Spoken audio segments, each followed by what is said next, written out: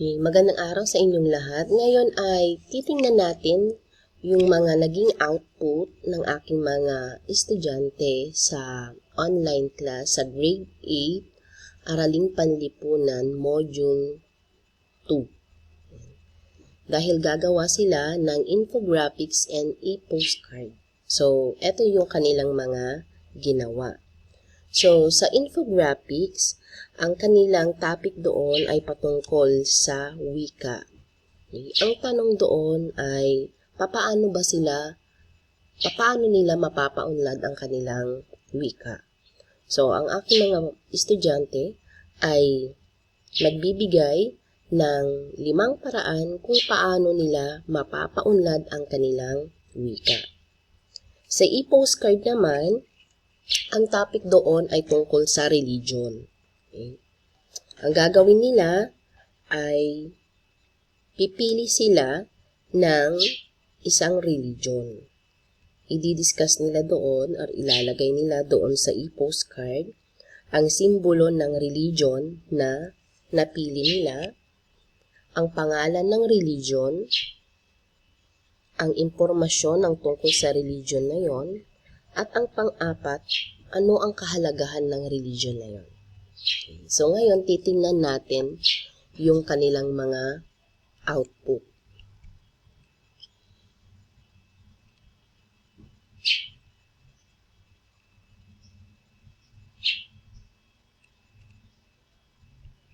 Okay. Yan. Paano mo mapapaunlad ang iyong sariling wika? Laging gamitin ang sariling wika kung saan kung saan ka man magtungo. Ayan. Ituro ang kinalikhang wika. Huwag kalimutan gamitin ang ating wika. Huwag hayaan ang wika ay makalimutan. Bigyang pansin ang kahalagahan ng wika. Para mapaunlad ang wika, ituro ang iba sa iba ang kinagis ng wika. Ituro mo ang iyong kinagis ng wika sa mga taong hindi alam ito upang ang iyong kinagis ng wika ay umunlad. Laging gamitin ang iyong wika. Laging gamitin ang iyong wika sa sariling wika saan ka man magpunta para ito ay umunlad. Laging tangkilikin ang iyong sariling wika kaysa sa iba. Pang-apat, huwag mong kakalimutan ang iyong wika.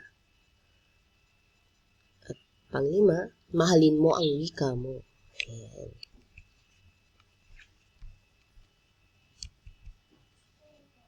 Ito naman, sa patuloy na paggamit ng ating wika, pagturo sa kinagis ng wika, tangkalikin ang sariling wika, mahalin at irespeto ang ating wika, kahit nasaan ka man, huwag kakalimutan ang sariling wika. Okay. Irespeto, ipagmalaki, mahalin mo ang wika. Ito naman, upang mapaunlad ang ating sariling wika, ito ay ating mahalin at huwag kalimutan. Ipagmalaki, palaging gamitin. Ayan. Upang mapaunlad ang ating sariling wika, ito ay ating dalhin o gamitin saan man tayo magpunta. Upang mapaunlad ang ating sariling wika, ito ay ating ibahagi sa iba. Ayan, maganda. Paggamit ng wikang Pilipino sa paaralan at sa komunidad. Paggamit ng wikang Pilipino sa paaralan at sa komunidad. Naulit. Paglikha o pagsulat ng mga tula, kwento na may kapupulutan ng aral, at mga artikulo na may kinalaman sa pagpapahalaga ng wikang Pilipino. Palawakin o paunlarin ang pag-unawa tungkol sa wikang Pilipino. Magbasa ng mga libro, mga babasahin, lalo na ng mga research papers na gumagamit ng wikang Pilipino.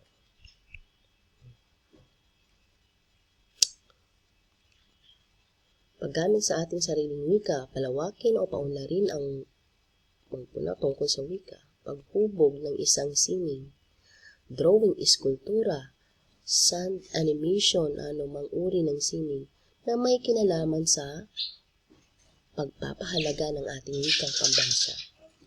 Mga panuring pakikipagpalakayan sa mga bihasa sa wika. Ipagmalaki ito bilang ating wikang nakagisnan at kinalakihan. Naulit ko kanina.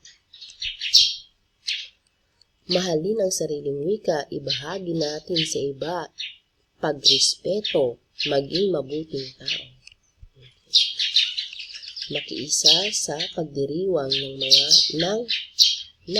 buwang ng wika. Ibahagi ang wika sa iba.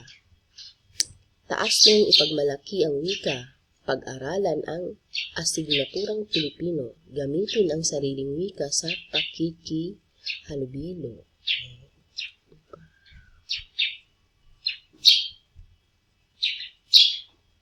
Madalas na paggamit sa sariling wika, pananaliksik sa sariling wika, hasain ang sarili sa pagbibigkas ng ilang mga salita. Ituro ito sa mga bata upang lumawak ang kaalaman sa sariling wika. Ituro araw-araw, gamitin, huwag kakalimutan, huwag ikahiya. Mahalin at maging proud. Sige, sa e-postcard naman. Ang topic nila ay tungkol sa religion. So, ang napili nito ay ang relihiyong Kristyanismo. Okay? Yung cross, yun ang symbol niya. Impormasyon, ang Kristyanismo ay isang relihiyong monoteismo.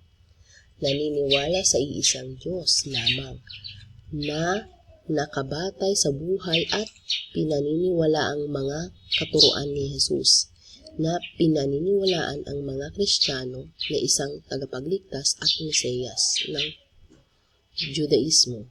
Ito ay ang pinakamalaking relihiyon sa kasaysayan sa buong daigdig na may higit kumulang na 2.1 bilyong taong kasapi nito. Okay. Ang kahalagahan nito ay mahalagang Kristyanismo sa mga tao dahil ito ang naguhubog sa ating katauhan.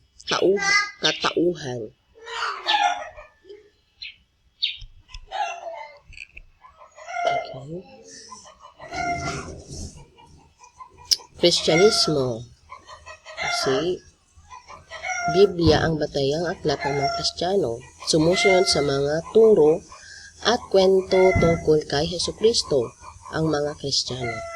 Pinakamalaki at pinakalaganap na relihiyon sa buong daigdig.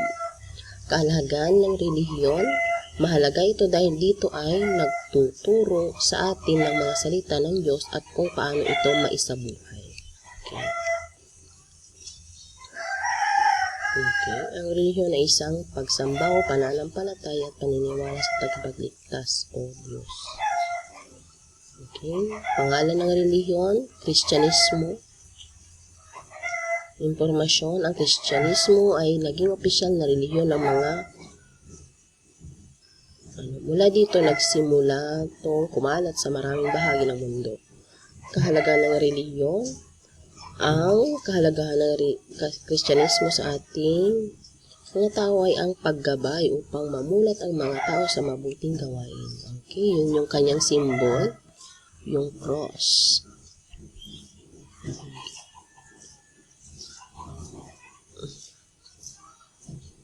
Biblia ang banal na aklat natin kinipit. Okay.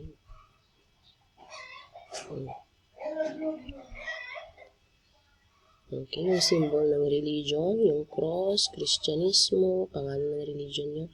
Impormasyon ng Kristyanismo ay isang Arabic monotheistic religion na nakabatay sa buhay at mga aral ni Jesus ng Nazareth. Ang mga tagasunod nito na kilala bilang mga Kristiyano ay naniniwala na si Jesus, ang Kristo, na ang pagdating nila bilang Mesaya ay hinulaan sa Hebrew Bible, tinawag na lumang tipan sa Kristyanismo at inilathala sa bagong tipan. Okay, kahalagahan ng relihiyon, pananalig sa isang Diyos at dito tayo natutong maging tapat sa Diyos at sumunod sa kanilang mga aral o turo tungo sa kabutihan. Okay. Okay, so yun lang yung mga output nila.